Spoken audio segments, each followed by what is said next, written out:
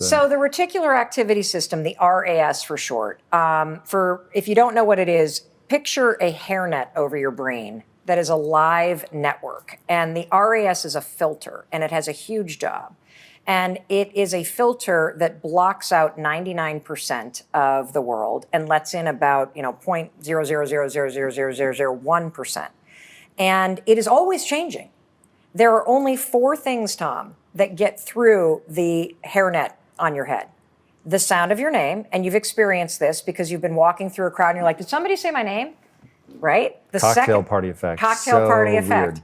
The second thing that gets through is any sort of threat. So if you hear a loud noise and you go like this, there are lots of noises you didn't hear, but the loud one you kind of duck because it's a threat. The third thing is when your partner is interested in sex with either you or someone else. That's why you're like, why are you checking that person out, right? You know, because the brain is letting that information in. The fourth thing, and this is where the transformation begins. Your brain will let in anything that it believes is important to you. The Zygarnic Effect is the documented fact that when something is important to you, and I'll explain what that means, your brain opens up a checklist in your mind. And now your brain, once it puts this item on your checklist, it will store the checklist in your subconscious. It's encoded in your RAS. And your mind is now on the alert to spot things related to it. The way that you make yourself feel like something is important is your nervous system goes on alert while you're thinking about it. You're either super excited about something, oh, this is super important, or this is the trauma effect. You go on alert and you have something really bad happen, which is why things continue to bring it up throughout the rest of your life. So when you understand that if something's important to you, your filter will change in real time how you see the fucking world. You now know how to change your brain to work for you. And looking for hearts is the way I'm going to prove to you that this happens. I want to give you one other example because everybody's experienced this. If you've ever gone shopping for a new car or you've dreamt about having a new car, what happens immediately when you get excited about that new car is your mind goes, Zeigon Arc Effect, oops, okay, Tom wants the new Bronco. That's cool. So what do you see now? You see Broncos everywhere. Now, they were always there, but your mind is letting them in because the Zeigon Arc Effect is now made it on a checklist. It's changed the RAS. And so I am going to prove to you that it is unbelievably cool that you can change the way that you view the world by looking for heart-shaped objects. So tomorrow when you wake up, you're going to start your day by high-fiving yourself in the mirror. I want you to examine what the resistance about because you're going to start to then be able to unpack what's holding you back. Then you're going to go out in the world and just tell your mind, I want to see a heart today. Look for a rock, look for a leaf, look in your latte. Is there a little shape there? Is there an oil stain on the floor? And when you see one, stop and go, shit, there's a scavenger hunt. I never would have seen that before. Thank you, brain. Now your brain's like, woo, more hearts. You will start to see hearts everywhere. And when you can start to train your brain and realize, whoa, this is actually a cool thing. This is high-fiving your mind. When you can see hearts, you can now go, wait a minute.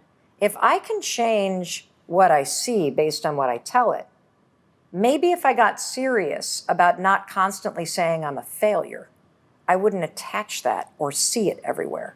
Maybe if I got serious about saying I can figure anything out, this is happening for a reason, instead of I'm fucked. You say, okay, I'm going to learn something with this.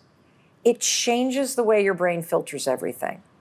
And this is such an important piece to the book because we've all had the experience where you love somebody deeply and you see all their incredible attributes and all they see is failure, or all they see is the weight that they can't lose. And it doesn't matter what you say. It doesn't matter what kind of pep talk or support you give them. Your loved one still only sees what they hate about themselves. Blame the filter in your brain. You have been bitching about your appearance or the weight on your scale, or the fact that you're a failure for so long, your brain believes it's important to you to see reasons why this is true. And one of the things I got to say about this, and everything in the book, is the tools are simple, Tom. But it's super important to say, just because you change and start celebrating yourself, it's not going to make the weight disappear suddenly. It doesn't change the number on the scale overnight. What it changes is you. And that changes your ability to deal with the problems and the issues you want to change in your life. This kind of conflict that we have, like, is it just that we're used to life being hard? I think we are. Yes. And it is a huge aha moment when you start to realize it is simple to change your life. It's not easy. And the reason why it's not easy is because you don't have a habit of encouraging yourself to do it. And, you know, the one thing that I didn't answer that I want to go back to is the issue you asked about the relationship with my husband. So the fact of the matter is, when the restaurant business, you know, ultimately it failed because they did not return the investment that they wanted to. And it also broke my husband. When he left that restaurant business in 2014, he was a shell of himself. And what's interesting is that two people can go through the exact same situation and have a totally different experience. So Chris's business partner, who's one of our best friends, is one of the most optimistic and resilient people that I know. His whole read on the experience of 7 years and opening these restaurants and working their tails off and doing everything that they could was, you know, we did an amazing job. We got 6 units open. We employed all these people. We had an incredible product. We sold them off. We didn't return the investment that we wanted to, but we did something of value. Chris, my husband, could not do that. Jonathan looked at the business failure and was able to separate it from himself.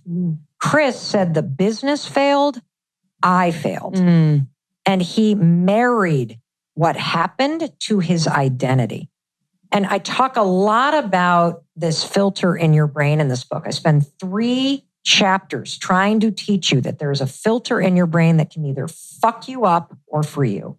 And for my husband, the reticular activity system, it's the RAS for short. It's like a hairnet on your brain that decides what information comes in, what information doesn't come in. For my husband, it fucked him. Because for years, this is only recently that he is coming out of what I believe is a 10-year depression that has been driven by a story, I am a failure. For men, if we want to talk about just sort of the overall societal traditional gender, so I'm just going to go heterosexual here. For men in society, the messaging is very clear. To be a good man, you have to be tough and you have to make a lot of money. That's what it means to be successful. For women, it's about being nice and being thin and being likable.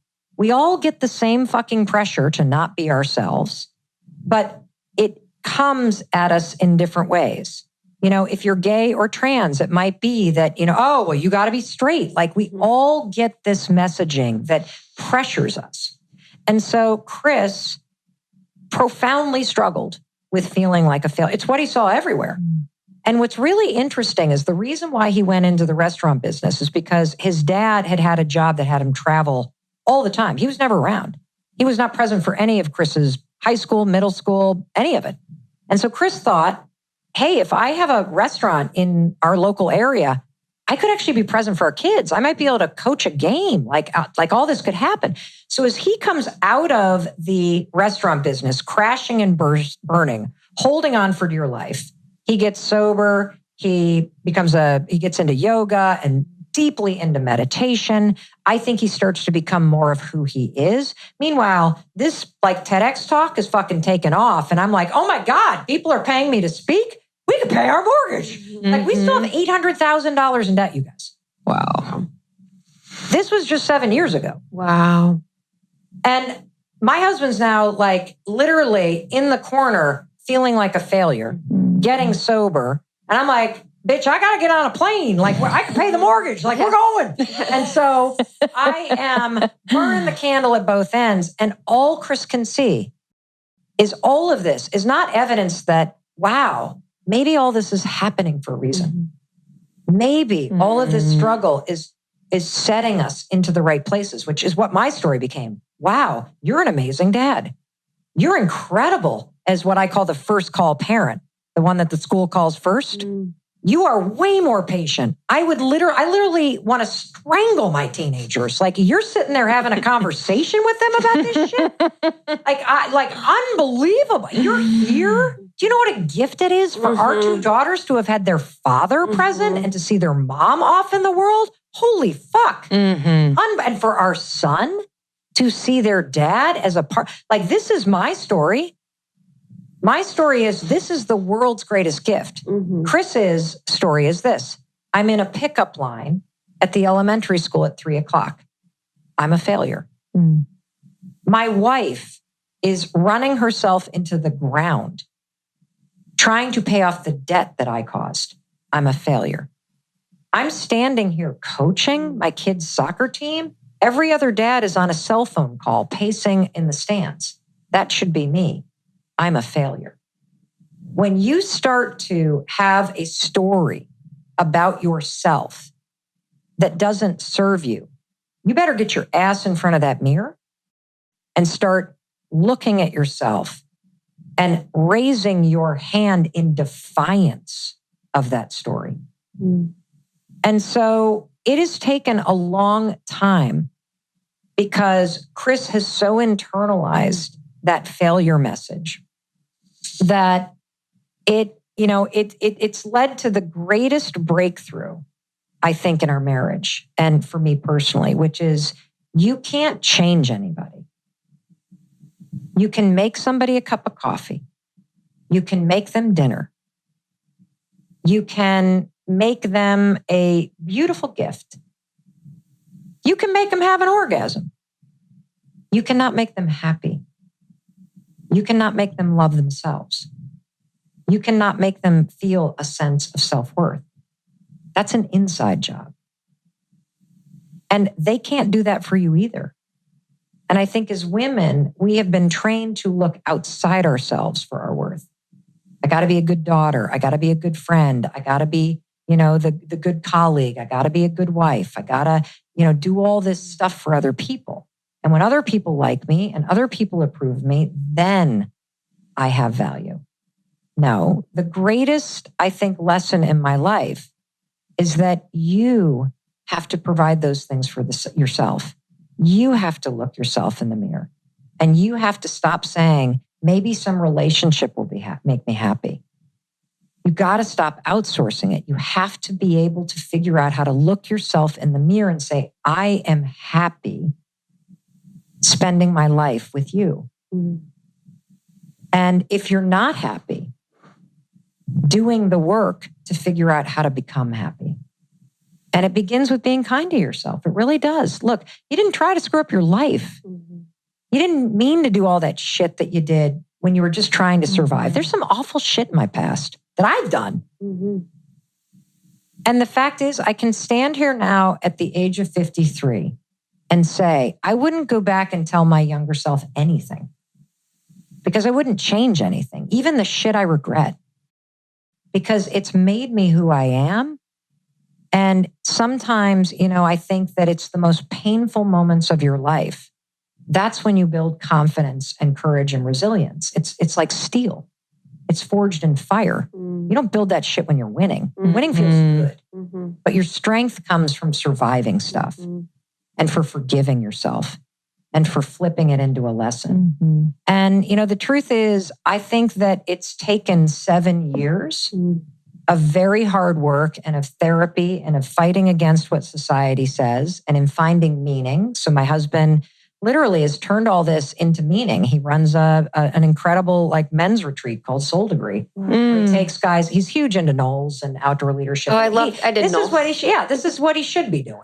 That's amazing. He's not like the dickhead that's going to go into private equity. Not that all private equity people are dickheads, but you know what I mean. He's not that dude. He's not motivated by money. This dude would live in a yurt, for God's sake. If I want to live in a nice house, I'm going to have to pay for it because he's not motivated by that. Yeah. And so when you align, again, back to the original thing, I think he woke up every day of his life until recently and would not high five what he was doing because it wasn't aligned with his true spirit and calling, which is to be of service.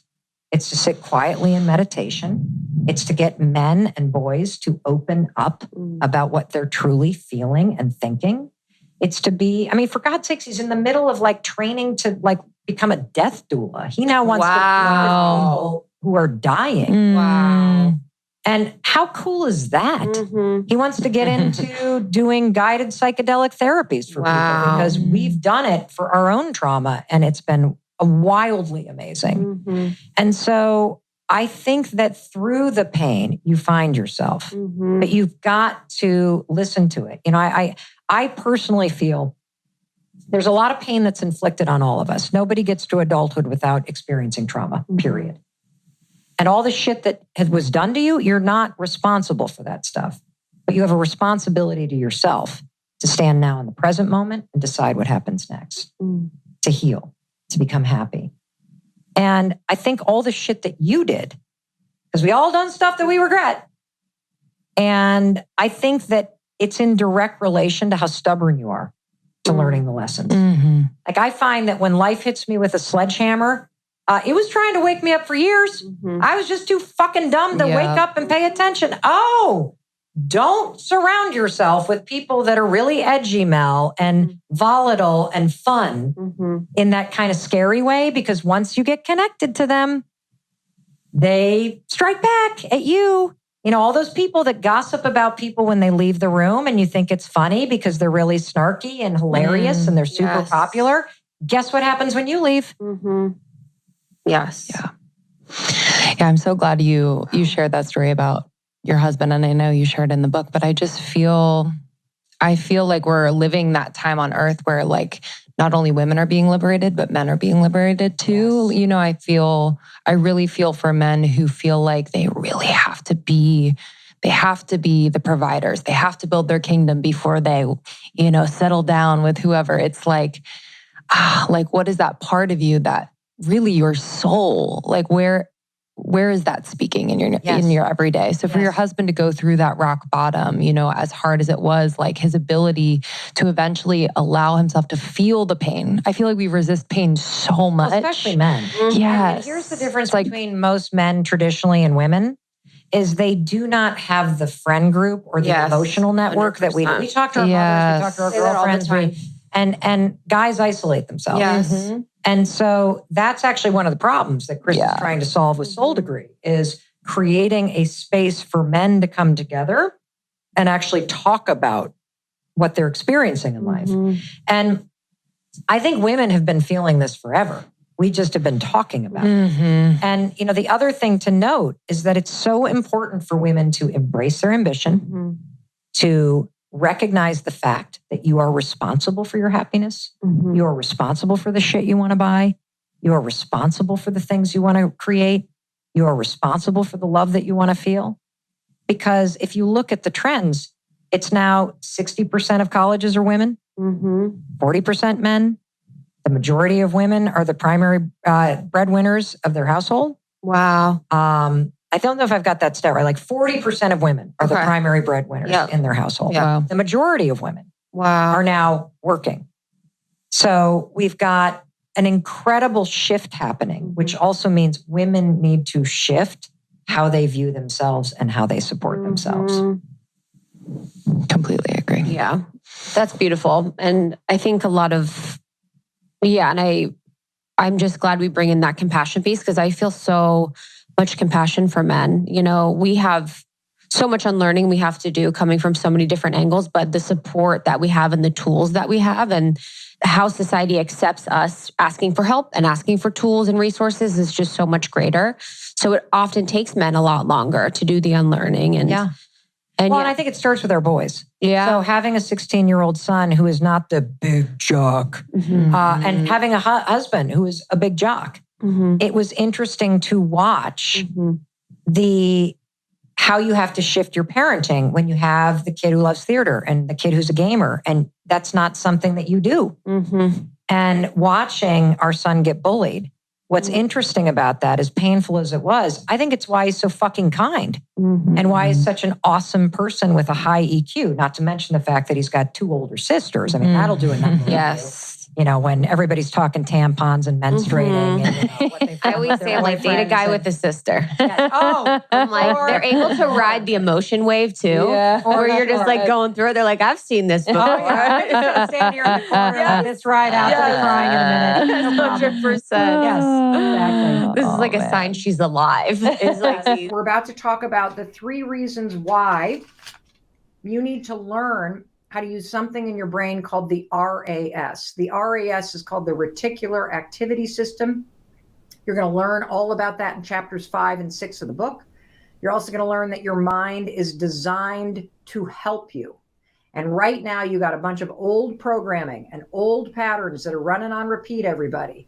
And we need you to learn how to break those patterns of thinking and how to replace those broken patterns of thinking that make you feel bad, that make you stay in a negative state, that make you feel discouraged in life. And we are going to teach you how to reprogram new patterns of thinking about yourself, about your life, about what's possible. All right, page 50. We're right here at the bottom, everybody. Here's why you must change your mind. There are 3 reasons why you have to stop beating yourself up and learn. This is a skill, everybody, that you can learn. Learn how to love yourself and empower yourself. Number 1, first of all, when you focus on everything that's wrong or that's going wrong, you're never going to change. This was me for a long time. I was really busy doing stuff, but I was always focused on what's wrong, always focused on what wasn't going right. How many of you can relate to that? Maybe you're really successful. Maybe you got a lot of cool things going on in your life, but you aren't really content or satisfied or feeling the joy that you deserve because you're so focused on what's not working, okay? I need you to develop the skill of focusing on what's going right because it builds momentum and it lifts you up. Because when you have that attitude where you're focused on what's wrong, every change you try to implement is just a reminder that you need fixing, that the situation needs fixing, that things aren't working. And when you feel like things need fixing, everything feels harder. This is why, by the way, diets don't work, because exercise plans and diets, you know what? They feel like punishment, don't they? For those of you that are trying to get healthier, a diet feels like punishment, doesn't feel like an opportunity. Well, that's because you're coming from a mindset that you got to fix something, that there's something wrong. This negative focus is what is causing you to not feel inspired and motivated, everybody. Being on a diet reinforces this feeling that something's wrong with you and that you're not okay as you are. Number 2, hating anything, whether it's your body or your past or yourself, it's not going to motivate you to hate yourself. How many of you struggle with either hating your body or hating yourself or hating your past or hating where you are in life or hating your bank account? Research shows that beating yourself up makes it harder to get motivated. Because if you hate something and you don't believe that you deserve to be celebrated or to feel good because you hate your body or you hate your job or you hate the situation that you're in, why on earth, if you're in this negative grinding mode, would you do the hard stuff that it takes to change this thing that you don't like? You see, first, you actually have to accept where you are without like the grinding judgment. You have to forgive yourself for whatever it was that led you to this moment or this situation or this relationship or letting go of your health or into this dead-end job, whatever it is. And then you got to start to come from a place of self-love and self-respect and self-worth. I deserve to feel happier and healthier. I deserve to walk into work and feel like I'm appreciated. And I can take the steps to take better care of myself or to put myself in a better situation. You see, when you remind yourself that you are taking the steps because you love yourself, not because you hate yourself, not because of the mistakes you've made, but because you deserve better. you see the difference there, everybody? You deserve better as a form of motivation. This is what I call a high five attitude. We're getting you out of this habit of beating the heck out of yourself and punishing yourself and fixing yourself, and into a mindset of accepting where you're at, good or bad, positive or negative, happy or not so happy, and saying at the same time, I deserve better. I deserve to feel happy. I deserve to, have the things that I want in my life. That's what we're going to do, everybody. Because here's the thing, and this is what is going to get us into what's called the RAS, the Reticular Activity System. This is how I'm going to teach you how to train your mind so it works for you, so it helps you get the things that you want, okay? This is the coolest thing in the world. Because the more you repeat something negative or something positive, the more evidence you're going to see for the positive or negative thing that you believe, okay? See, the relationship that you have with yourself can set you free or can make you feel trapped. In the next chapter, chapter 5, you're going to learn how your beliefs not only make you feel like crap, but your beliefs are programming the filter, the RAS in your brain, and your beliefs change the world you see in real time. See, every single day, your mind is simultaneously spinning thoughts in your head over and over and over. And even if it's only in your mind, they wear a groove, a rut in your brain, these thoughts do. That groove becomes like a familiar pattern that you ramble down, and the same old scenery, the same twists and turns, you know it and it knows you. It becomes part of who you perceive yourself to be. You see, telling yourself stories, it turns thoughts into beliefs.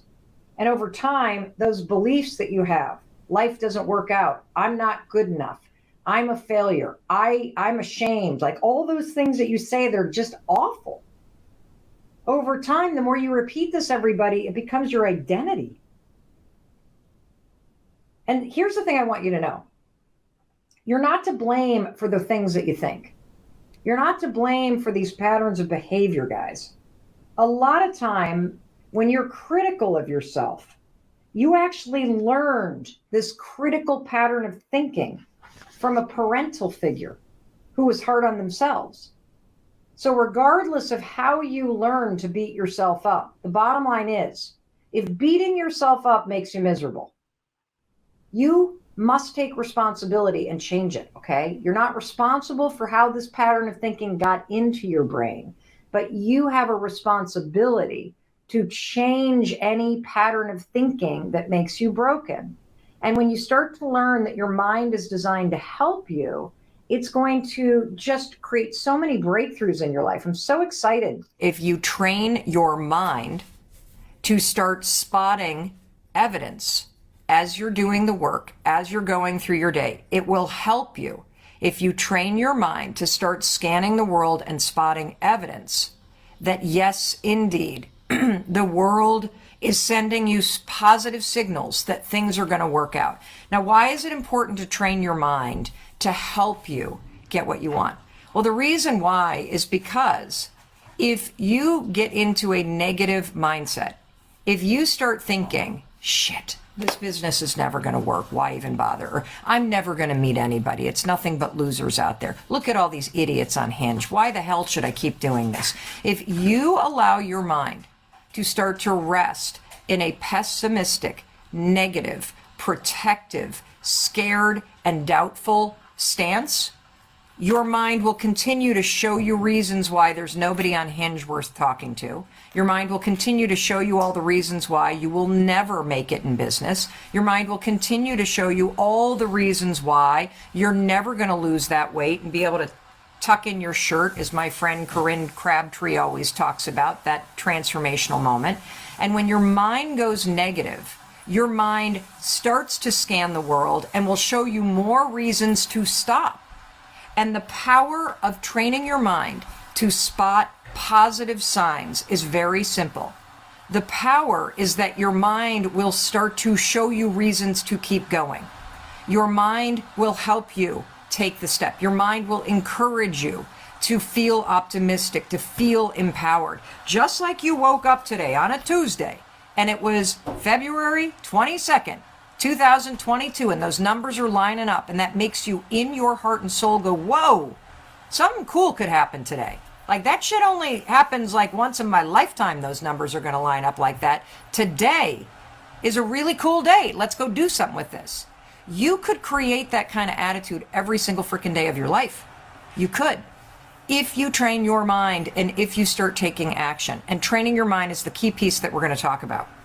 So for those of you that have read the High Five Habit, one of the things that I talk about a lot is every single day find a naturally occurring heart-shaped object in the world. It could be a stone, it could be a leaf, it could be a cloud, it could be a shape in your coffee. Hey Chris, if we've got anything around here that looks like a heart, hand it to me. And the reason why I love telling you to start playing a game with yourself where you start your day going, mind, brain, show me some heart. Oh, what is this? Come here. Dog treat. Oh my God, it's a dog treat. Look at this, guys. What shape is that, bitches? That right there is a heart, bitches. There we go. Check that out. If you say, brain, mind, show me a fucking heart today, guess what's going to happen? That damn dog biscuit, you're going to be like, there's a heart. You're going to look out at the sky and you're going to see a heart shape. Oh, right there in the mountains. There's a heart shape in the mountains in southern Vermont. You're going to see it in the clouds. What you're doing when you tell your mind what's important to you is you're telling your mind and the filter in your brain to change in real time and allow into your consciousness what's important to you. And if you want to see hearts, by God, those damn dog treats are going to start looking like hearts, everybody. That's how you train your mind. It's freaking incredible. And if you want to see evidence of this, follow me on social media. If you follow me, Mel Robbins, on social media, you will see every day I am reposting your stories of finding heart shapes around the world. Now, why is this important? Well, it's important because it's a simple way to prove to you that your mind changes in real time. That if you get serious about becoming more positive and optimistic and encouraging of yourself, if you get serious about saying, fuck this, I don't want to see all the reasons why I'm unhappy. I don't want to see everybody else in the world that's launched a business or that's lost weight and is healthy or that has a really good marriage or relationship. And I don't want to see that shit and have my mind process it as evidence that it's never going to happen for me.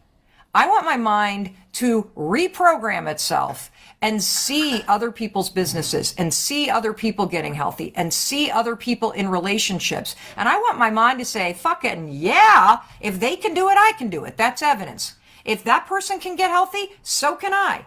If that person can find somebody on Hinge, so can I. If that person can reconcile with their child, so can I. Other people can become evidence that you can have it too. Right now, your mind is so fucked up from your past that when you see what other people have and you don't have it, you can't actually translate it through a negative mind and see that that's evidence that you're going to win. You see it like, oh, somebody already stole what I wanted. That sucks. And so what I want to start to open your mind to is that you have the power to train your mind to filter the world differently. Just like you woke up and you saw the date today, 2/22/22, and your brain saw that and was like, whoa, this is a once in a lifetime day, everybody. You are never going to have another day that lines up like this, ever. What are you going to do with this day? Your mind already interpreted this as, wow, something cool could happen. And if you tell yourself something amazing is going to happen today, something will, because you're going to be looking for it. I swear to God, something will. Something will. If you want to see the good all around you, you got to tell your mind you want to see the good. And this just isn't a bunch of horse shit, everybody. This isn't toxic positivity. There is a filter in your brain called the reticular activating system. The reticular activating system. I call it the RAS. I like to think about it like a giant hairnet on your head. And this RAS sits over your brain. I'm probably getting this wrong. I'm not a neuroscientist. I could give a shit about getting it right. I just need you to know the basics here so that you can apply it to your life, okay? You don't need a PhD to use the science that super smart people have been working really hard on in order to apply it to your life. That's what I'm here for in your life. I'm here to translate this stuff into simple, believable, and actionable things that you can do to take all this super cool stuff that people are researching and apply it to your normal person's everyday life to help you change from the inside out. And one of the coolest things that you have at your disposal is you have a whole system in your body that you can train and change. And one of those things that you can train and change that is impacted by that word you're hearing a lot of, neuroplasticity, that just means that things are able to twist and bend and change, and you're able to learn new things for as long as you're alive. As long as you're breathing, everybody, you got a chance to change the way that you think. As long as you are breathing, you got a chance to change from the inside out how you experience your life. As long as you are still here watching me, people, you got a chance to create a new experience in your life. And one of the things that helps a lot is understanding that right now, all of the bullshit from your past has jammed the filter in your mind, body, and spirit, the reticular activating system. And it is clouding your ability to look at the world around you and see hearts. Remember this? Dog treat, hearts, bitches. Look at that. There's a heart right there. I'm going to ask you, I want you to find a heart today, and I want you to tag me at Mel Robbins when you do. Okay? Tag me. Whoa, we got somebody whose birthday is today. Damn, you better declare something amazing on 2/22/22. That's freaking awesome. Fabulous for you. So here's the thing. Your past has completely fucked up the reticular activity system. The reason why you doubt yourself, the reason why you think nothing works out for you, the reason why you're seeking validation from everybody else is because your life trained you to do that. And I'm here to tell you, you can wake the hell up and you can realize that from this moment forward, you have the ability, using simple and believable tools, to reclaim your mind, body, and spirit, to retrain it, and to use it to help you feel the way that you want to feel, to experience life the way that you want to experience life, and to build a sense of momentum as you go through your day and you start to see all kinds of stuff around you as evidence that you can have it too. I'll give you a simple example.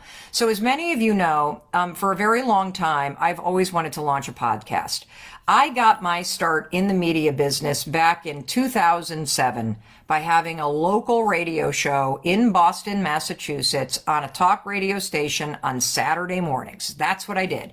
I made $25 an hour. I hosted a show for 2 hours, a live call-in show where we talked about what was going on in the world. It was an advice show. I absolutely loved it.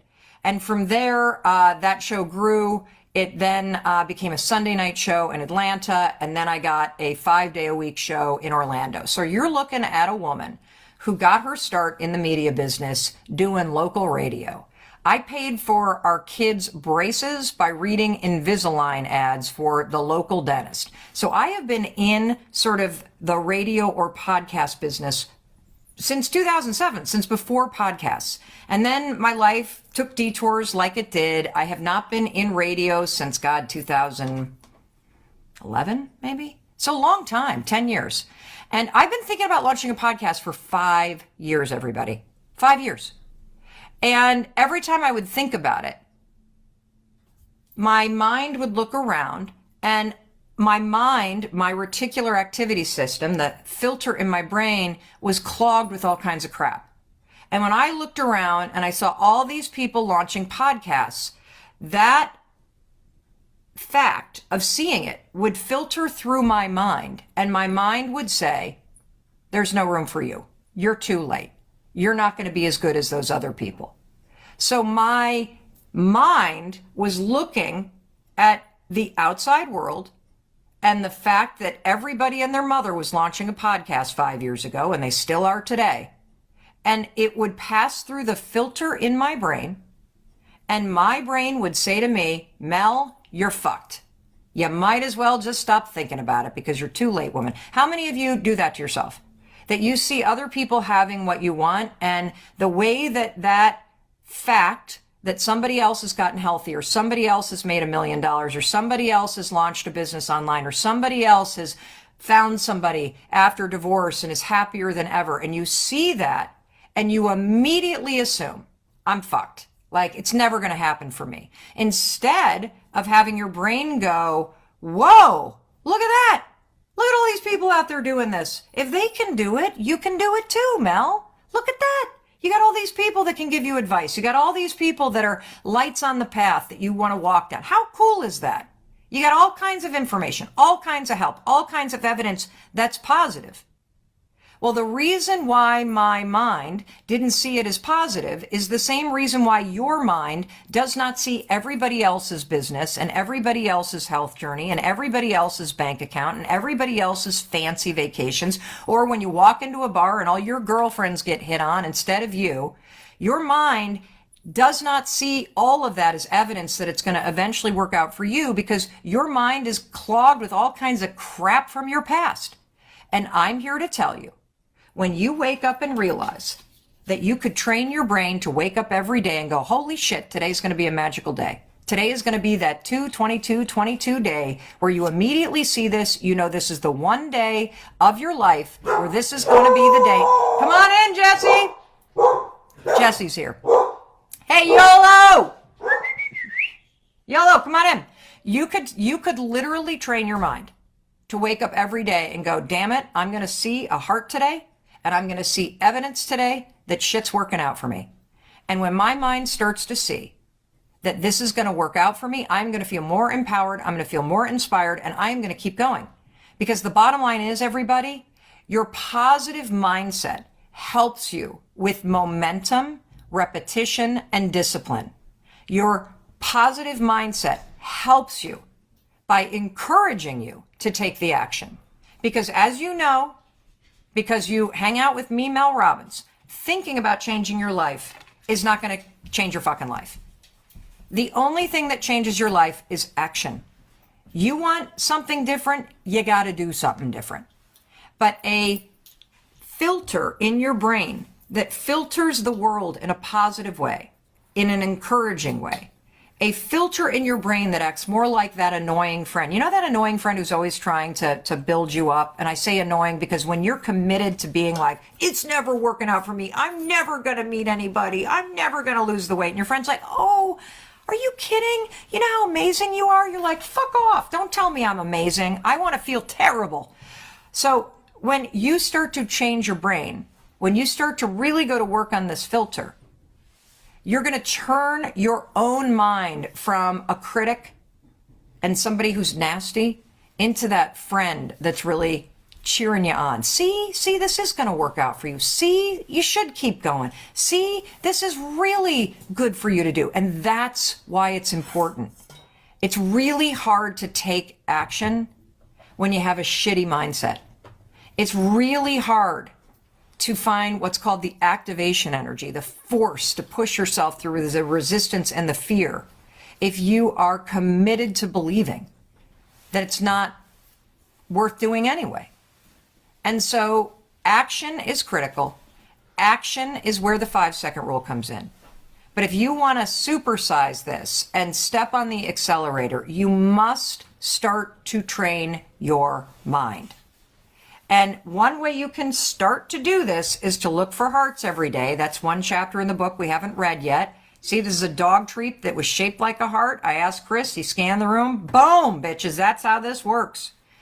The other way that you can start to train your mind is to learn about the filter in your brain, to learn about the fact that this filter in your mind has the ability to change in real time what you see. And when your mind starts freaking out, then your body freaks out more. And that's when the grand panic attack happens, which is an emergency brake. It's designed to get you to stop thinking and to just remove yourself. And if you've ever seen somebody have a panic attack, they dart around a room, they can't breathe, and they feel like they've got to leave whatever situation they're in. This is how your body's designed to get you out of emergencies. The problem with somebody who gets a dysregulated nervous system is you feel like a truck's about to pull in your lane all the time, but your brain can't understand why you feel that way because there is no truck. Your body just got stuck there. And so when I started to understand that, I found this really interesting piece of research from Harvard Medical School called Reframing Performance Anxiety, where researchers wanted to know, since, people really screw up tests when they get nervous, right? You get nervous about a test and then you can't focus. And so you blow it because you've got performance anxiety, or athletes that really blow it when they get nervous before a game. Well, medically speaking, there is no physiological difference in your body state, physiologically speaking, between being nervous and being excited. Zero difference. So exactly what you talked about when the truck pulled into the lane, in the example that I gave, that experience that made you feel nervous, when you feel excited, the same thing happens. Your heart races, the blood leaves your digestive tract and goes up to your major organs. Your armpits start to sweat, your throat feels tight, your hands get clammy. Exact same physiological experience, excitement and nervous. The only difference between a situation that makes you excited and a situation that makes you nervous is what your brain is saying about what's happening. So if you're in a situation where you're like, oh my God, I'm going to screw up this test, this is going to be terrible, and you start working yourself up, and I'm so nervous, I'm going to blow this interview, I'm so nervous, of course you're going to start sweating. Of course your heart's going to race. If you and I are about to go see our favorite musician, let's say we have front row tickets, Adele is going to play right here in London, we are right there, oh my God, she's about to come on stage, my heart's racing, my armpits are sweating.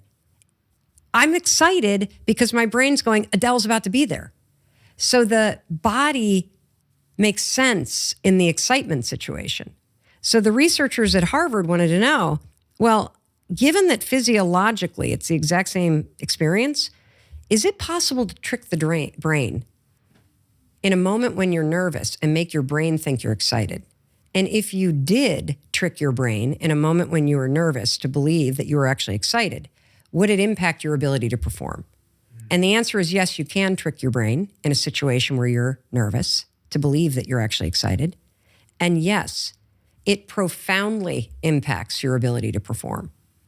And so they put people in control groups in like a karaoke competition, a negotiation competition, a standardized test, and a track meet. And there were the only difference between the groups is one group was taught in a situation that made them nervous to simply say, as dumb as this sounds, I'm so excited. I'm so excited to run this race. I'm so excited to take this test. I'm so excited to get out there and sing. Even though they felt nervous, I'm so excited. And the people that were taught to say, I'm so excited, outperformed the people who had no tools. And the reason can be explained by chemistry and physiology and neurology. If you get too nervous and you start to get too worked up and your thoughts start to spin and your body stays in a fight or flight state, your brain releases cortisol. And cortisol impacts your brain's ability to focus. So all your preparation goes out the window because you just blew it with the cortisol in your brain. When you say, I'm excited, even if you feel nervous, your brain buys it and doesn't release cortisol, which allows you to focus on what you need to do. And so I started experimenting with this because I was deathly afraid of flying. And at the age of 45, I'm now all of a sudden, because of that TEDx talk, starting to take off on the speaking circuit, and I'm having to board planes, and I'm being bombarded with these thoughts of, I'm going to die. I'm never going to see my kids get married. Is my husband going to remarry? Will I make it? And so I said, I got to figure out a better way. And so I stumbled into this project and I came up with this strategy. And this is freaking genius. I've taught it to millions of people. It's curing people's anxiety. I kid you not. Therapists are using this around the world. It is extraordinary. So before you have to do something that makes you nervous, come up with anything that you can grab onto that makes you excited about what you're doing. So for example, with the example of flying, before I get on an airplane, I'm not afraid to fly at all anymore. But back in the day, 8 years ago, before I would get on a plane, so I'm flying to London, I would think of something I'm excited to do when I get to London. And so before I board that plane in Boston, I would think about coming here and meeting Stephen and getting to hang out with him. When I get on that plane and we're up in the air and all of a sudden we start bouncing around like, something, turbulence in the air, and my body goes, oh my God. I close my eyes and go, I am so excited to see Stephen. This is going to be amazing. And what happens is that my mind goes, whoa, hold on. She's not nervous. She's excited to see Stephen. And your body literally settles. And your mind locks on to this thing that makes sense because I'm going to London. I'm going to see you. And if I'm going to see you, the plane obviously makes it. So there's nothing to worry about. And it took me about 5 or 6 times of doing it, and I stopped having any kind of anxiety whatsoever about flying. It's really interesting. So many different, my brain fizzled off into so many different, like a flowchart. But, a lot of people talk about anxiety being this like concern about the future, right? And from one perspective, I was thinking then, as you're saying that, what you're actually doing is making the future a really nice place. Here's what I do specifically to help myself stay focused. First things first, when I wake up in the morning, I do not sleep next to my phone. The reason why I don't sleep next to my phone is because if you sleep next to it or use it as your alarm, your tendency is to look at it while you're in bed. That means that you're checking email before you've even thought about what your priorities are. Do not do that. That's tip number 1. Tip number 2, I have a pad of Post-it notes. Yes, Post-it notes next to my sink in my bathroom. Why? Well, because after I brush my teeth, haven't looked at my phone yet, I take a Post-it note out and I write the 3 things I need to focus on today.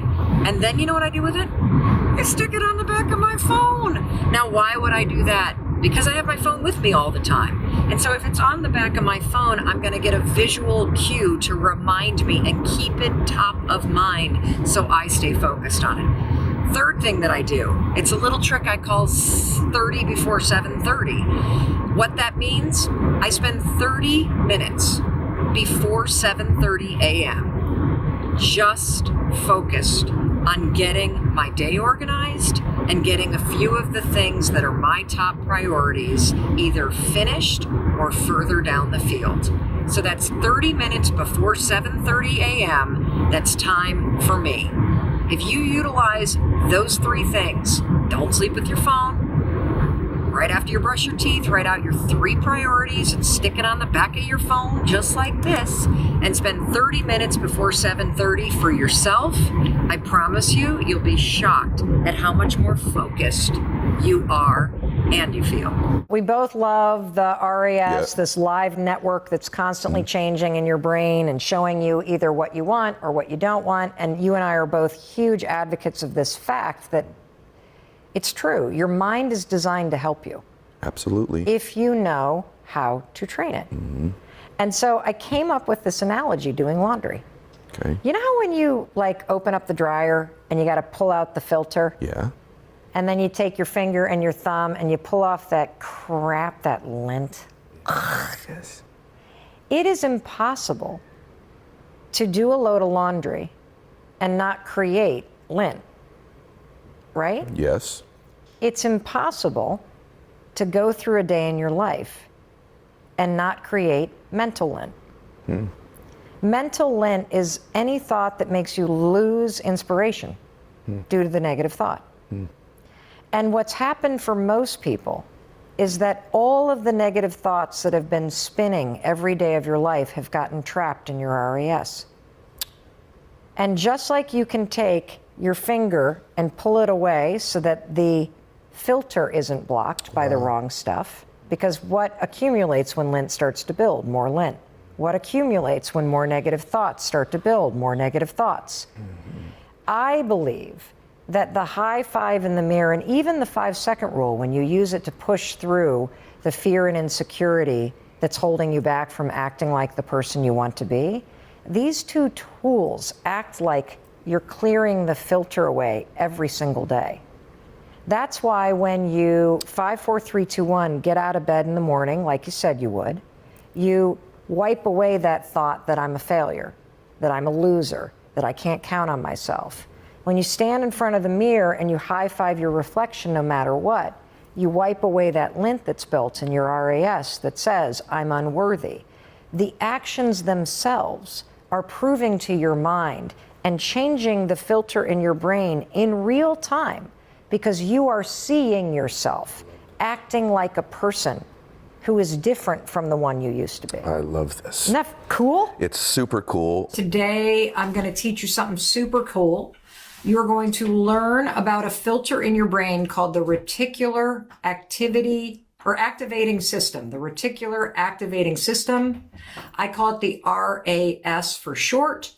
And this filter in your brain is super important. If you're somebody who feels like you can't escape a negative mindset, if you are tired of your negative self-talk, if you would love to have a more positive, optimistic, motivated mindset, this filter in your brain called the reticular activating, no wait, I keep saying it wrong. Activating? Activating. I wrote a damn book about the damn thing, so, and I can't even say it. The reticular activating system. I call it the RAS for short, so I don't stumble on my words. We're going to learn about it today. Now, couple rules here.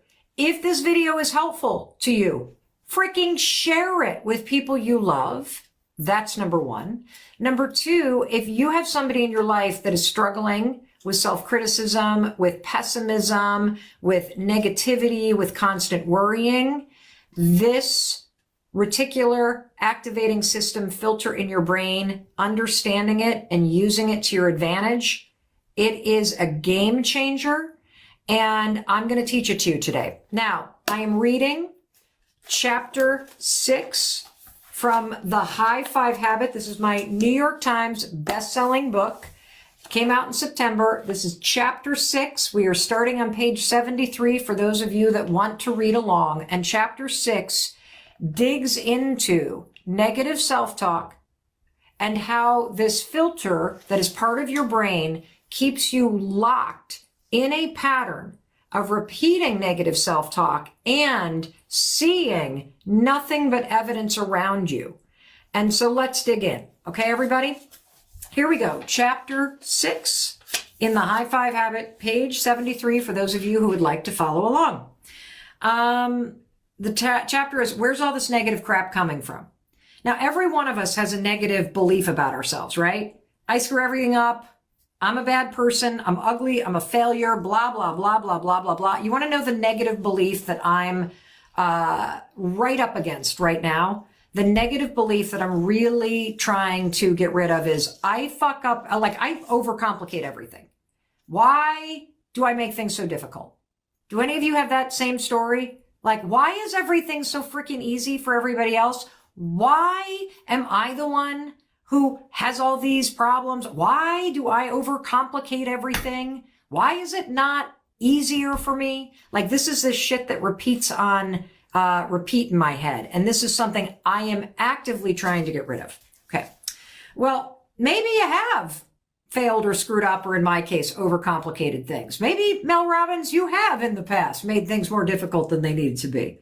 Maybe you aren't winning any beauty pageants right now.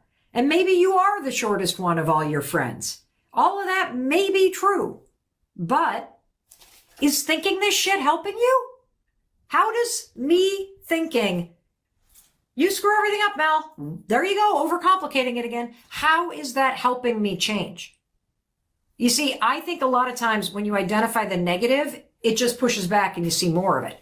And that's where your reticular activating system comes in.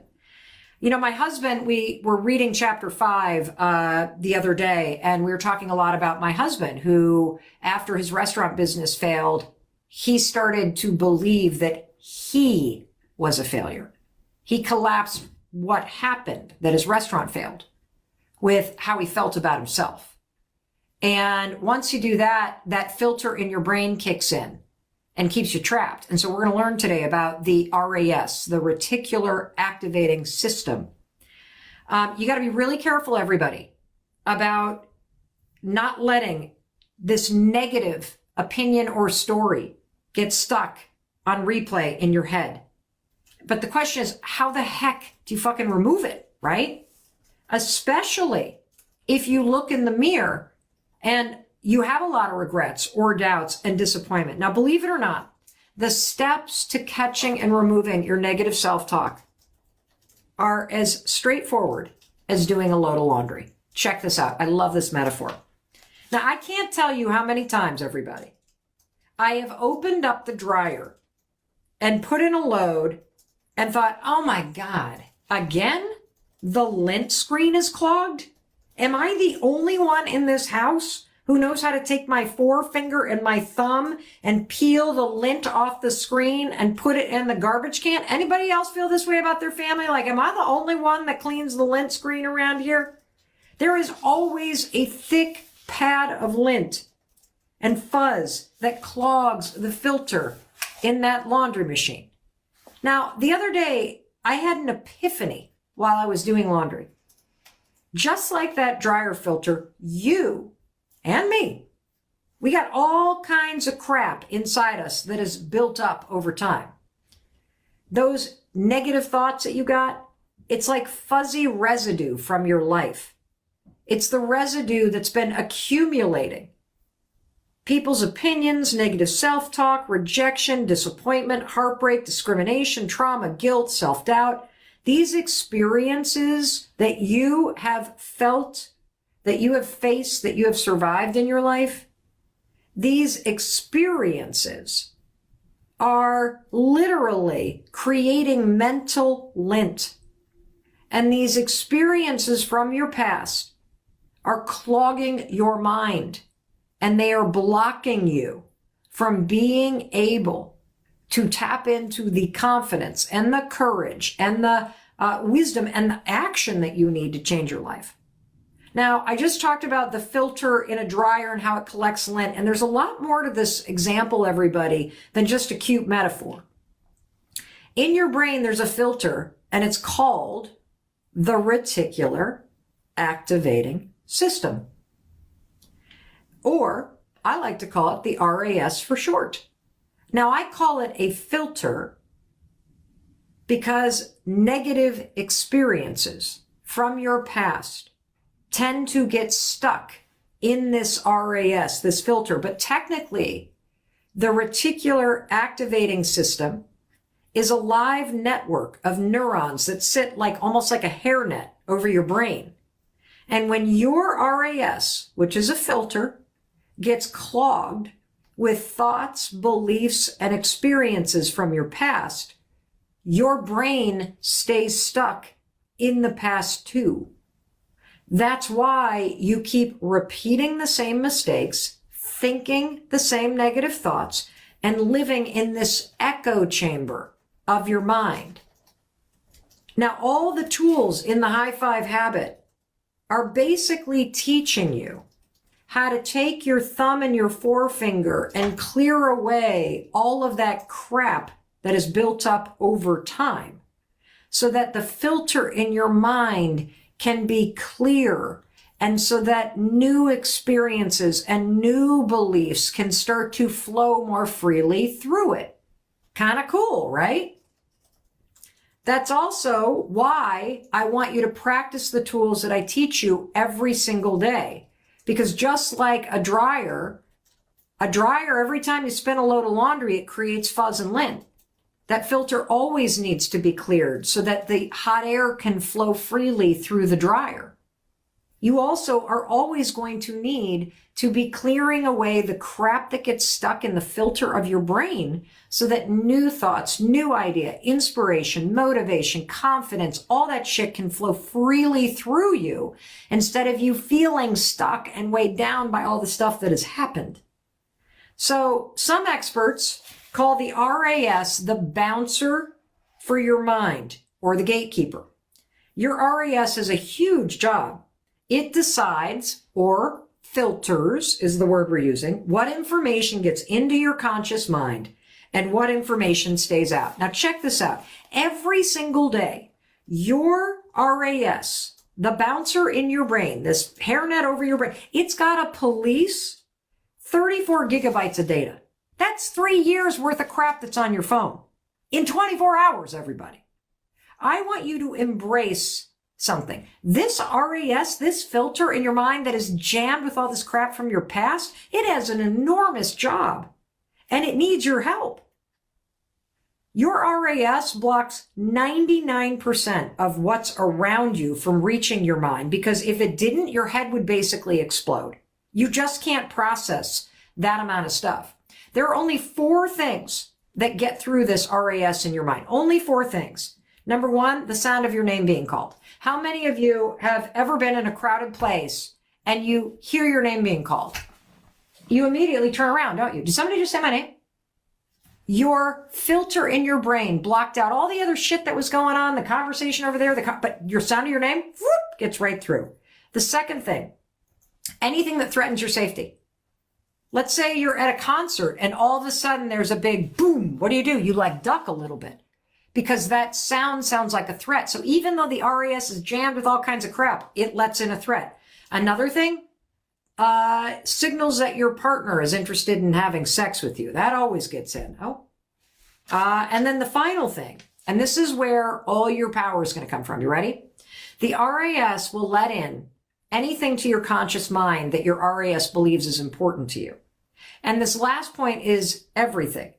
Because when you can get really clear about what is important to you for real, you can take the steps to train your RAS so that it's not only clear and new things that are important to you can come in, but your RAS, and this is where it gets really cool, your RAS will start to help you because your RAS will filter the world every single day and will start to point out things that are important to you, the evidence that life is working. And I want you to just let the power of that sink in for just a second. You can teach your mind to find things that you want to see, things that elevate you and support you, that make you feel happier and proud, things that lead you to your dreams. Imagine how cool that would be. Right now, your RAS believes that you want to see the same world that you saw in middle school, the world where you think you're the dumbest or the fattest or life doesn't work out or you have no friends or nothing works out for you or you overcomplicate everything or whatever the bullshit is that you're telling yourself. It's time to clean the filter, everybody. So when you know how to use it, your RAS, instead of becoming a block, it becomes a searchlight.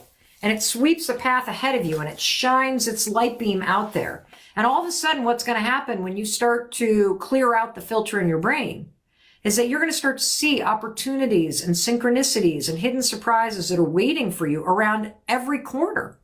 And when you tell your RAS what you want to see, it works for you. That's right. Instead of your mind beating the shit out of you all day, imagine if it were working for you. But here's the catch, everybody. The RAS only does what you tell it to do. So if you allow your negative thoughts to dominate, I'm a failure, I'm a bad person, I'm not good enough, nothing works out for me, so why even bother? If that continues to be the soundtrack of your life, your RAS steps in line and it'll show you all kinds of reasons to believe that that crap is true. You will not see opportunities or synchronicities or that you're winning at anything. You're going to see all the crap that you're doing wrong. Like, let's take my husband, Chris, who I love dearly, for example. He believed for a long time, I'm a failure. For years, that's all he could see when he looked in the mirror. He had all kinds of evidence to back it up. He jumped from job to job early in his career. Then he opened a pizza restaurant and wholesale business with his best friends. Friends and family invested, and they poured their hearts and souls into that business. And after 7 years, it closed its doors. Now, those last few years, as the business was failing, they were horrible. And if you know my story or you've read the 5-second rule, how many of you have read or listened to the 5-second rule? And if you have not, it is fucking fantastic. And you need it in your life, especially the audiobook, which you can only find on Audible. There were liens on our house. There was debt, fear. I mean, unless I was too drunk to think about it, which unfortunately was very often. Chris left the business in 2014 and he was destroyed. He was a shell of himself.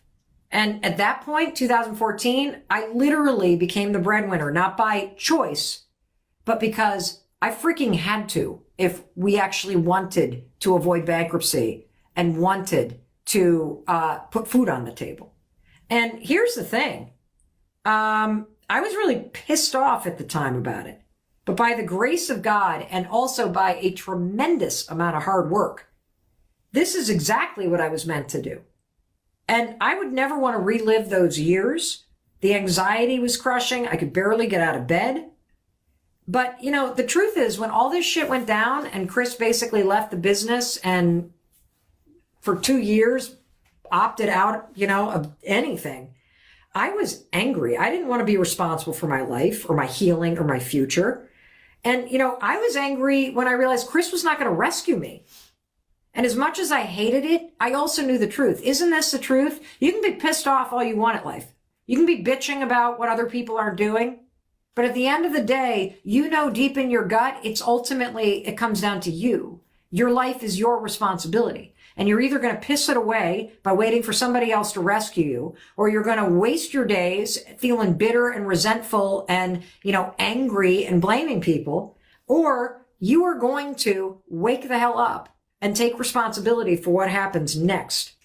You know, and I knew that. I knew that in 2014.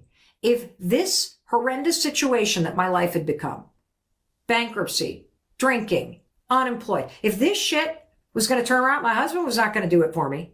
I was going to have to do it. I was going to have to fight.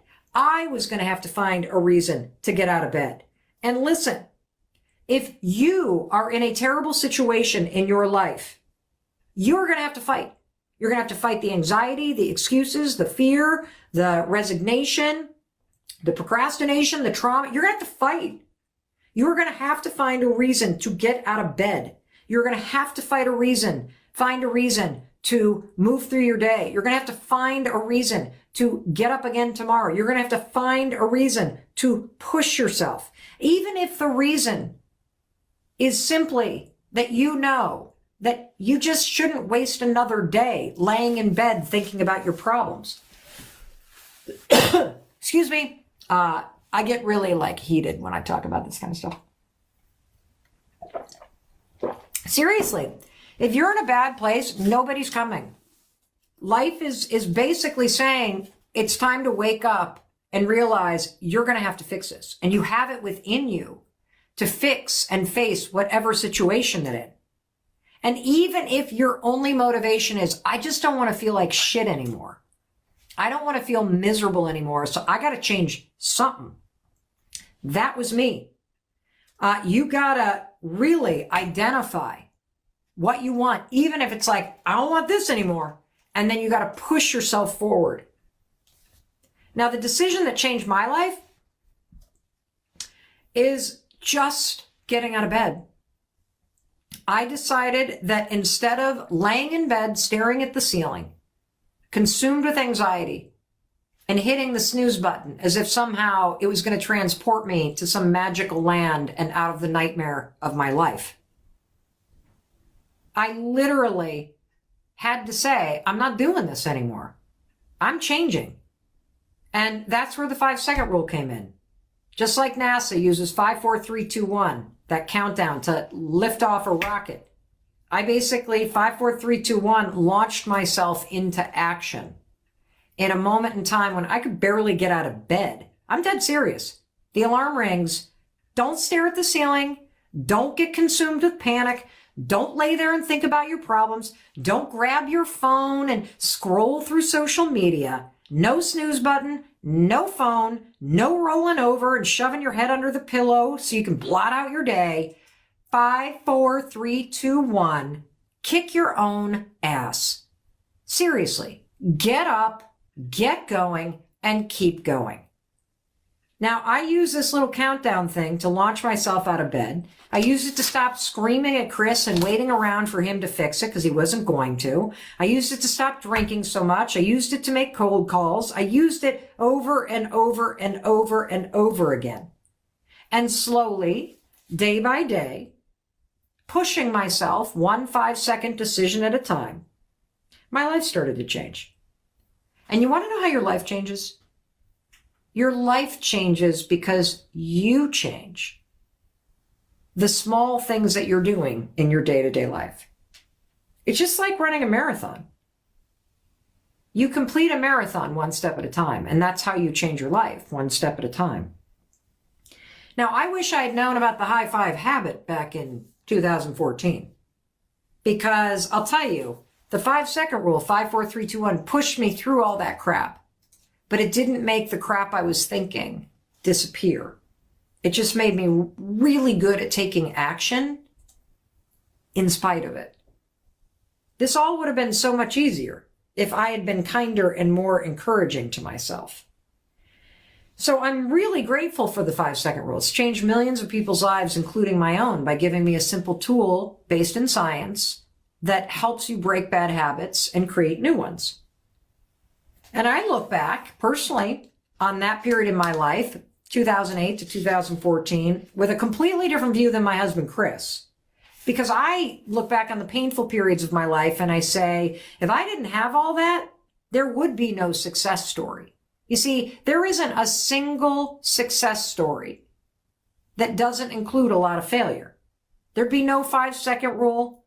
And I'm grateful for everything that horrible experience in my life and period in my life taught me. I'm grateful that Chris became a stay-at-home dad to our kids. I am grateful that he wanted to be around the kids as they got older, because he had always wanted to be around them when he got older because his dad wasn't around. And so he missed out on that with his own father, and he wanted to be there for our kids. And I wouldn't have been able to become as successful as I was without his help and his support. You see, my view of this chapter in our lives was that the pizza business failing is what created this wonderful new chapter in our lives. It put us in the right roles in our marriage and in our family. And I thought that this painful period of our life paved the road to an incredible success story. And honestly, I thought it was behind us. But that's not the way my husband viewed it at all. Everywhere Chris looked, all he saw was evidence that he was a complete failure.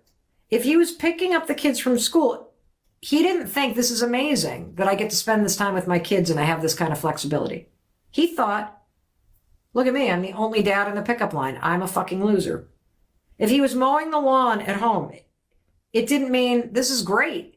I get to enjoy being outside. I have this beautiful house. I have all this flexibility. He thought, I'm a failure that I'm doing this at 2:00 in the afternoon on a Tuesday. If he was cooking dinner, I'm a failure. If he was serving as the president of the high school booster club, something that he did, which is basically a full-time job that they don't pay you for, oh, I'm a failure.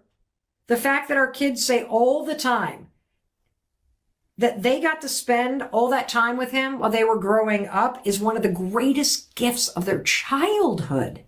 Who gets that much time with their father? It doesn't change how Chris feels about himself. And when he started working again, his story stayed the same. Because, as he stepped in to help me with my growing business, he just was like, well, I failed at my own business, so now I'm helping my wife with her business, and it didn't even feel legitimate to him. I didn't see it that way. It didn't matter that he owned 50% of the company. Here's the thing. We all do this to ourselves, don't we? Chris's story is just an example of how you look at your own life and you have a story and you see evidence. And, I'm sure that you kind of relate to this. What do you actually tell yourself, right? What do you tell yourself that you're learning from this story about Chris? Because here's the thing. As you repeat this negative belief, I'm a failure, I'm a loser, I'm not good enough, whatever that belief is, everybody, as you repeat that belief, the filter in your brain, the RAS, is paying attention. And the filter in your brain will start to look at the world in a way to confirm your belief. So, for example, when my husband, Chris, who keeps saying to himself, I'm a failure, if he's coaching our daughter's lacrosse team, which he did, instead of having the thought, this is fucking amazing. My dad never did this for me. I'm living out one of my goals in life. I'm able to participate in my kids' lives. This is amazing. But since Chris has been saying, I'm a failure, I'm a failure, I'm a failure, and the RAS is paying attention, you know what the RAS does? It filters the world to show evidence of failure. So Chris sees a dude across the field talking on the cell phone, and instead of looking at the guy and going, oh, God, I'm so glad I'm not sitting there on a conference call at my kid's lacrosse game, not even paying attention. I get to be the coach. How freaking cool is that? Chris's filter, the RAS, is like, oh, I'm a failure. Oh, you should be on the cell phone. That dude over there is evidence that you shouldn't be coaching because you're a failure. You should be doing that. See that guy right there? That means you're a failure because you're not doing that. That's how your RAS screws you. That's how your negative belief starts to train your RAS to filter the world in a way that confirms all the negative crap that you say. Now, if I told Chris he was the best dad in the world and that I could not do what I was doing without him, I might as well just waste my breath because his mind couldn't even hear it. You have people like this in your life, no matter what you say to them, they cannot hear it. Can't do it. Here's what I want you to take away from this. Your brain is like a computer, and your brain has specific programming thanks to your negative self-talk and all the experiences in your life. And no one else can reprogram the computer in your mind. I can't change Chris's or my daughter's beliefs. I can't change yours either. You have to decide that you're sick and tired of thinking this crap. You have to decide that the programming, which is your beliefs and your RAS, is something you can change. Your mind is standing by. It's waiting for you. Please, dear God, stop saying you're a failure. Please stop telling me I'm not good enough. Your RAS is the key to changing all of this. It is standing by, waiting to be reprogrammed. Just like your dryer is standing by, waiting for you to clear away that filter. Now, perhaps this will help you too. No one else is still thinking about what happened 5 years ago, by the way, but you. No one else is keeping store but you. You're the one cataloging your flaws and mistakes and problems. And it's keeping you focused on, you guessed it, all your flaws, mistakes, and problems. It's creating these toxic, untrue beliefs about you. And it all acts like walls, keeping you trapped. So it's time we stop doing that, okay? We're going to literally teach you how to identify the negative self-talk and then start to clear it out of your RAS and tell your RAS to show you something else. That's exactly what Chris did. You're going to have to do it from the inside out, everybody. And I know you're going to ask me, so I'll quickly tell you. He started meditating. He started going to therapy once a week. He became a practicing Buddhist. He started making amends for all the shit he did wrong. And after several years, it's a marathon. You complete a marathon step by step. And when it comes to healing, it is not a marathon that you complete. It is a wonderful long marathon of a jog that you take for the rest of your life. He started a retreat for men called Soul Degree. And it was a chance for men to get together and do what men never do, which is take time for themselves to connect with other men about their life experiences and reconnect to something deeper within themselves and the greater forces in life. If Chris and I can identify our negative beliefs that are running our lives, and if we can clear out the RAS, the filter in our minds from this crap, and teach the filters in our minds to help us instead of continuing to hurt us, so can you. You have a bouncer in your brain that has a massive job. And the job of your bouncer in your brain is to decide what gets into the prefrontal cortex, what passes through. There's only 4 things, Jay, that actually get through automatically. Your name. We've all experienced it. Oh, did they say Jay? Number 2. That happened to me this morning. Really? I had a random person, I think, shout my name out. So I was looking around. Well, that's the bouncer in your brain. It Yeah. let it in. And there were a Yeah. bazillion other sounds, by the way, that you didn't hear because the bouncer in your brain blocked them out. The second thing is any immediate threat. So like if you hear a loud noise, you'll kind of like duck. But there are loud noises all day that don't make you do that because the bouncer in your brain is blocking it out. The third one, and this can be tricky for relationships. I know you're writing a book about this. So this is any sign that you think your partner might be interested in sex with you or somebody else. You know, this is that jealousy. Hey, are you looking at somebody? And then the fourth one, and this is where the treasure is. This is everything. Your brain filters the world based on what you tell it is important to you. So when you're shopping for a new car, you suddenly say to your RAS, this is important to me. Mhm. And it lets in imagery of the car. This works in positive and negative ways. Trauma is an example of how your filter gets trained by a very negative event. It becomes very important because your nervous system responded to it, so your brain records as much as it can to try to protect you. A positive way is by saying something that you talk about, the writing out of your goals, the having visual and environmental triggers that keep these things front of mind. These are ways to train your brain for a positive effect. So one of the things that happens when you start to high five yourself, and why it goes so much deeper even than the boost and the partnership, is that what happens is you're now tapping into an entire field of research called behavioral activation therapy. You talk about it a lot. You know all the science. If you don't know it, there's a very simple way to talk about it. It's called act like the person you want to become. And the reason why this is so important is we know thinking alone won't get you to change. You actually have to take the actions that change everything. And one of the reasons why high-fiving yourself is such a powerful action is the bouncer in your brain, the RAS, it's paying attention. When it suddenly sees you stop the beat down and it sees you act differently, it sees you acting like somebody who actually cares about you, who celebrates you, and who sees the high five, it will switch in real time and start to see the world in a way that reflects back the fact that you deserve love and support. So the more that you act like somebody who loves and supports and believes in themselves by high-fiving themselves, the more your brain changes and the more your reality changes. Now, to your point with toxic positivity, does it change the very real issues people face? Of course not. It does not change the fact that there's discrimination and poverty and trauma and very real obstacles that you may be facing right now. What it changes is you and your ability to face those things and your resilience and your belief that through your attitude and your actions, you can make a positive difference in those things. So in 1990, I was a senior in college at Dartmouth, and my parents came to visit from Western Michigan, and we went to this place called Simon Pierce, which is a famous glass blowing mill. And as we walked into the restaurant, I had an experience that you may be able to relate to. And that is, I walked in and I immediately saw this painting hanging on the wall. And it was about the size of a door, only horizontal. And it was a Vermont landscape. And I was drawn into it immediately. Like I was no longer in that restaurant. I was standing in that field. I could feel that breeze. I'd never, ever had an experience like that with a painting. Have you ever had an experience like that with art? No, I mean, not like that.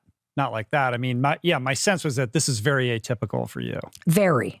So I kind of lost it. The restaurant was quiet. And then I leaned back. I'm suddenly kind of back in the moment. I'm like, I'm going to own this painting someday. That was what was right there. And I looked at the price and it said like $3,000. I'm like, not today. And I went back and I sat down and that was it. But the painting never left my mind. You see, there's something called the Zeigon Arc Effect. I always say it wrong, but it's like there's a checklist in your brain that when you have a moment where you're like, this is important, your brain puts it on a checklist. Yeah, and there's like a notch. Yes, a notch happens. And now your brain, as part of the filter in the brain, is always going to be kind of scanning the subconscious to let anything into your mind related to that incident. It can be positive, by the way, like with the painting, or this is how trauma happens too. Like you have this high intensity emotional experience that notches something in your brain, and now your brain kicks in to remember. So bottom line is, I always thought about that painting. Years go by. Whenever somebody would say Vermont, I'd think of the painting. I don't know why. I can't explain it. Never wanted a painting before. Was not an art student. Was going to law school. It's not like you're out collecting art. No. Yes. Yeah. And so I, fast forward the story 10 years, and my Chris and I are engaged, and we're going to go up to Vermont to see the leaves. And immediately I'm like, we got to go to Simon Pierce. I got to show you the painting. So we pull up to the mill and we walk in, and right in front there is, boom, a painting by the same artist, Gail Shepard. And I'm like, oh my God, it's here. And we race all around the place and it's gone. And the funny thing was, and this is the way your brain works, Chris was more disappointed than I was. I literally turned to him and said, it's okay, dude. Like, it'd be weird if we're still here after 10 years. I'm going to track this thing down. I actually said to him, you know what's going to happen, Chris? I'm going to be able to buy this like 40 years from now. It's going to be hanging in the corporate lobby of some building, and I'm going to have to track down the owner and pay like quadruple the money they pay. But I'm going to own this have a damn mission thing. now, I'm though. mission, yes. So a couple years pass, and it's my birthday. I think I was turning 30, and Chris says, Chris gets a couple people to give money. And he said I could buy anything I wanted with it. So I had what, $500? Now, I'm pregnant at the time with our first kid. I should have bought a crib or stools, but for whatever reason, the Zeigon Arc Effect takes over, and I'm like, the painting. So I call the mill, and I get this guy on the phone. I'm like, I want to buy a Cale Shepherd piece. And I said, could you send me Polaroids? And he's like, sure. And I tell him the budget, and he goes, I'll send you Polaroids of some of her smaller things. And she's like blowing up in the meantime, right? yeah, she's a very, very successful Vermont landscape artist. And so I say to him, by the way, there's this one painting. And I describe the painting I had seen over 10 years ago. And he said, well, that was way before my time, but I bet Gail will know. And I'm like, Gail? You know Gail? He's like, of course I know Gail. She like lives in down the road. Here's her number. So for 2 days, I paced around the apartment with $500 in my pocket, driving Chris crazy, because I felt like, what am I going to say to her? And I must be a weirdo. I've been stalking this lady. I've been thinking about her for 10 years. I can't afford a painting. Who am I to buy a painting? Like, what the hell? So finally, Chris is like, would you call her? I'm going to call her. You're driving me crazy. So I call her, and I start talking a mile a minute, and she was amazing. And then I said, by the way, there was this one painting. And I go and I explain this painting. There's a stand of poplar trees down the center and a big mountainscape behind it, and this beautiful blue Vermont sky and geese flying in formation overhead. And I could hear her thinking on the other end of the line. And she said, Mel, I've done so many large-scale paintings over the years. I'd hate to mistake the one you're talking about. But I'll tell you what. What if my husband and I meet you and Chris at the mill at Simon Pierce, and we'll walk all around and have lunch, and I'll tell you the stories behind every painting. And if you don't see what you like there, I'll take you back to my studio, which is a couple miles down the river, and you can look at everything I'm working on. And if you don't see anything you like there, then you can go through all my slides and see if you can find that painting that you saw 10 years ago. And I said, deal. So a month passes. We go up to the mill. I walk in. We meet each other. She's amazing. She's like twice our age, just an incredibly cool lady. She's walking around. As we're walking around looking at these paintings, Rich, I'm like 8 months pregnant.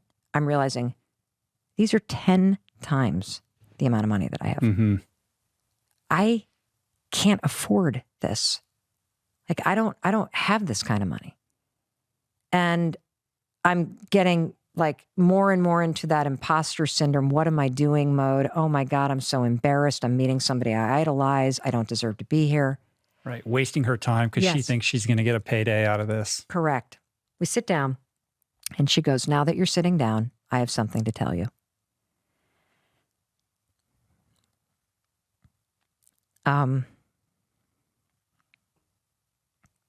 She said, there's only been 2 times in my career as an artist that I've done 2 studies of the same piece.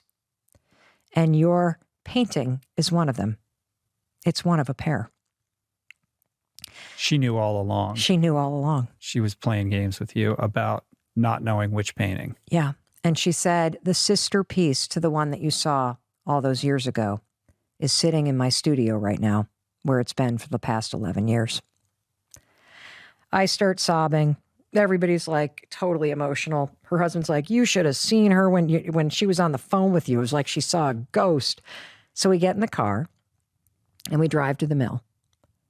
And when we walk in, there in the center of this massive kind of barn studio space is an easel with a painting taped up with painter's tape on it.